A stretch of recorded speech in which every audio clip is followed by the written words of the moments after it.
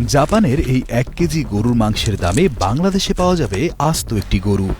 অতি মূল্যবান এই গরুর মাংস উৎপাদন হয় শুধুমাত্র জাপানে। ১৯৯০-এর দশকের পর থেকে জাপান এই বিশেষ জাতের জীবন্ত গরু বিদেশি রপ্তানি করা নিষিদ্ধ করেছে, যাতে অন্য কেউ এই খাঁটি জাত তৈরি করতে না পারে। একে জাপানিরা জাতীয় সম্পদ মনে করে।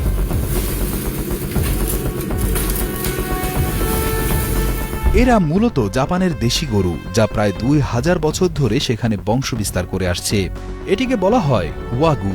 ওয়া অর্থ জাপানি এবং গু অর্থ গরু।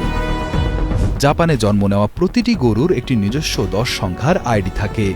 তাদের নাকে কালি লাগিয়ে নোজ প্রিন্ট বা নাকের ছাপ নেওয়া হয়, যা মানুষের আঙুলের ছাপের মতোই নকল করা অসম্ভব।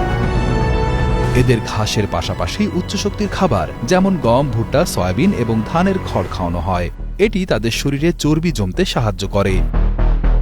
জনশ্রুতি আছে যে তাদেরকে বিয়ার খাওয়ানো হয় বা মাসাজ করা হয়। তবে কিছু খামারি গরুর ক্ষুধা বাড়াতে এবং স্ট্রেস কমাতে বিয়ার খাওয়ায় এবং রক্ত সঞ্চালন বাড়াতে ব্রাশ দিয়ে মাসাজ করে। মূল লক্ষ্য হল গরু যেন কোনোভাবেই মানসিক চাপে না থাকে।